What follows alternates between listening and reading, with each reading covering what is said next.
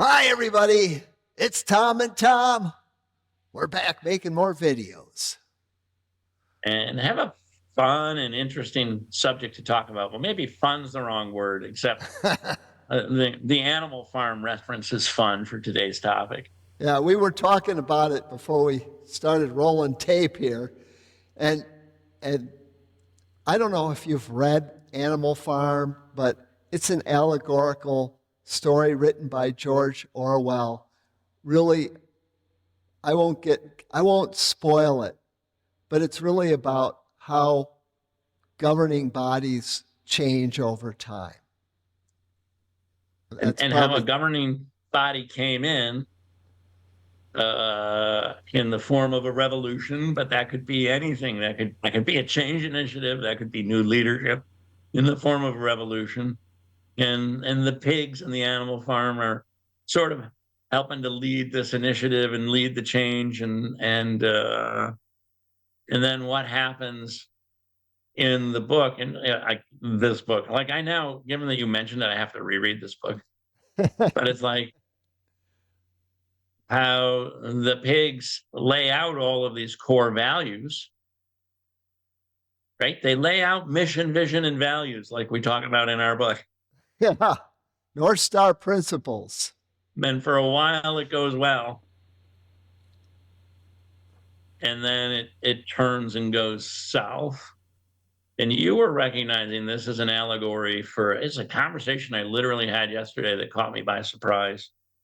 It's been something you've talked about in at least one of the places you've worked, where it starts out well, and we haven't talked about this, and we didn't talk about it in the book.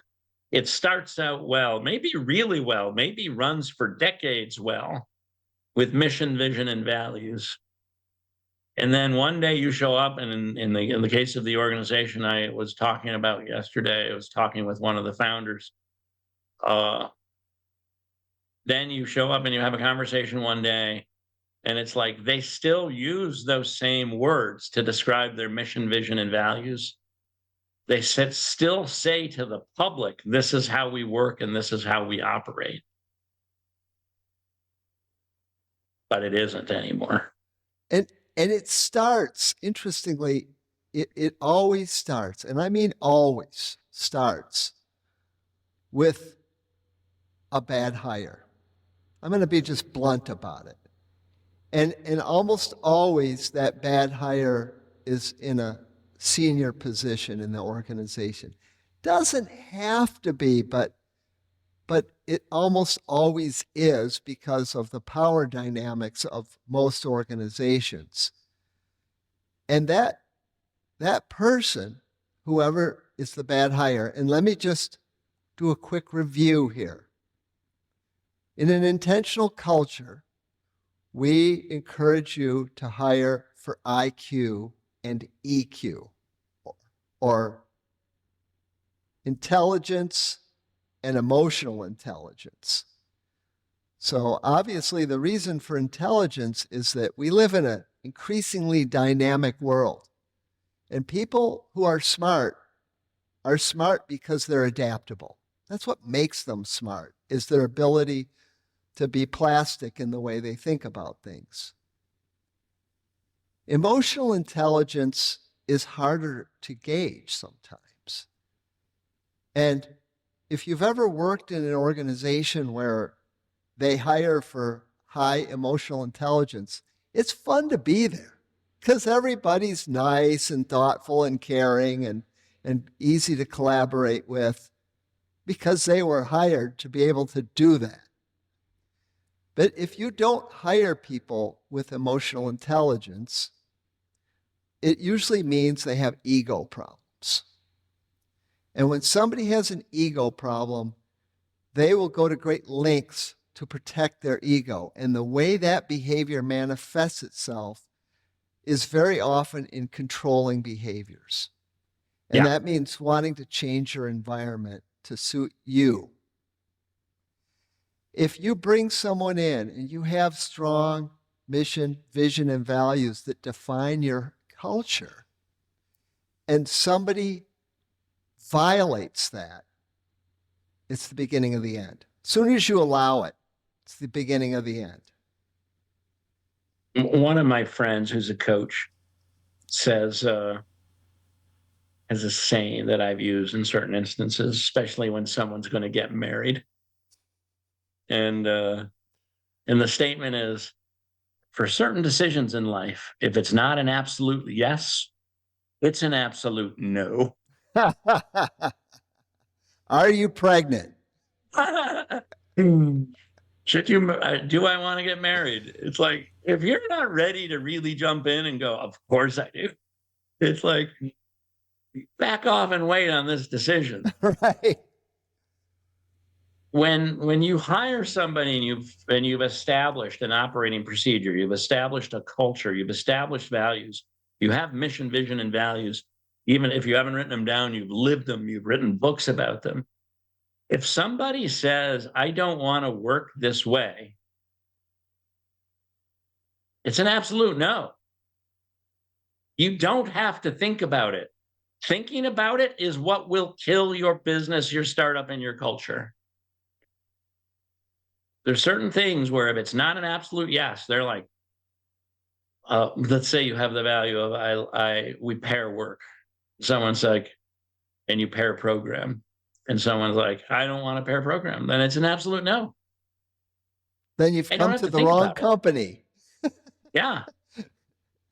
There are places where you can be an individual contributor. This company doesn't have the value of being an individual contributor. It has the value of being a team contributor. I thought of a couple things about this because in both cases that I'm thinking of, the one I ran into yesterday, but also the one that you've experienced, you didn't even hire them in at the high post. They came at a lower post and promoted themselves up. They somehow were able to be chameleon enough, long enough to confuse the people who let them get power. And I guarantee you, because I know in your case and I know in my case, the team knew. And if you'd listened to the team, if you'd listened to the people, you would not have promoted this person or given them power. Right. Well, the thing about people who seek power, and I'm talking now about people who seek power for power's sake.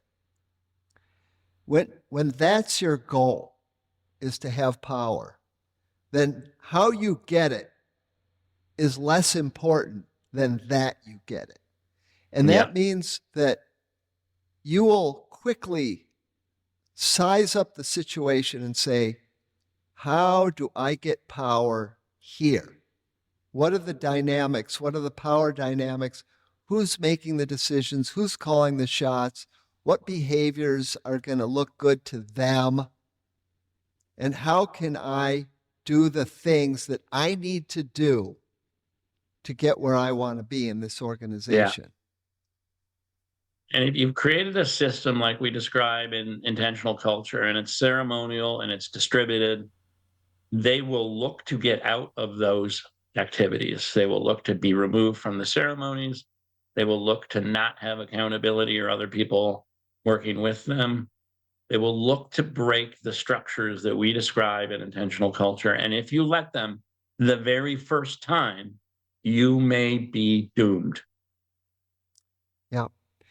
And I think we see this every time that somebody comes in and after endearing themselves to key people in the organization, they make a case for why something that has been working for a long time needs to change. And it's going to be hard to see because these people, this is what they're good at. This here is what they're good at. So it's not going to be on a billboard in front of you, this person's about to take you down. You have to be alert to the fact that when somebody wants to make a change that fundamentally goes against the things that have brought you where you are, the mission, the vision, and especially the values, then that has to be a red flag right away. You have to say, what's going on here? It's an absolute no. and you need to eject that person with extreme prejudice. Full stop. It's not worth having a conversation about. The reason you wrote the mission, vision, and values is to make these decisions easier. Right? If you sit down and you go, is this person reflecting these things? And the answer is no, eject. I would take exception to that. And the exception is simply this. If somebody comes to you and wants to do something that sounds counter to your North Star principles, then you should be very clear that that's not acceptable. How they react to that will depend on whether they stay or not. Because they might have legitimately thought something was worth jettisoning, and you as the leader who understands what the organization is about, what I call the magic. I'll just say this. I had a similar situation in an organization I worked in. And I saw this person and I could see what was happening. And I said to them one day in a meeting, we were talking about some changes, and I said, do you know what the magic of this organization is? And they looked at me with a blank stare. And that's all I needed to know. And then I said to them, if you don't know what the magic is and you're making changes, you could inadvertently destroy the magic. So you better know what it is before you start mucking around with a culture. And they didn't know. And I'll bet you the person that you're talking about didn't know either. So I'm going to wind up with one last story. It's an old Walt Disney story. When Walt was running his animation studio, very family oriented, he came in one day into the studio, and one of the animators had made a slightly pornographic little animated slip just on his own time of one of the Disney characters. And the other animators laughed, and Disney laughed even when he saw it. Then Disney left the room, and then he had him fired. I'm 100, like, the person who was writing the bio was like, isn't Disney horrible? And I was like, no, right decision. Don't even let it in the building.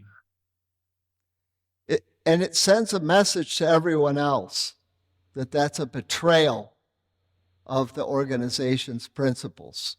Yeah. So this was one of our more fun ones, because I kind of feel this one emotionally, and I know you do too. I'm like, we've lived it, we've experienced it. I'm fresh off of a conversation just yesterday, and I was like, this is worth considering. We don't cover it that hard in the book. Anyone who reads the book, hopefully you've watched this video, because there's a really important lesson here, and maybe one of the most important once you get your organization running with a good intentional culture. Indeed. And we would love to hear your horror stories in the comments below. And more importantly, please, dear God, please click the subscribe button so that you can get more of these lovely videos in your feed. And as always, we would love to talk more with you about your culture and how to make your organization scale wildly successfully. So reach out to us at beintentional.biz, and we'll talk to you soon. Thanks.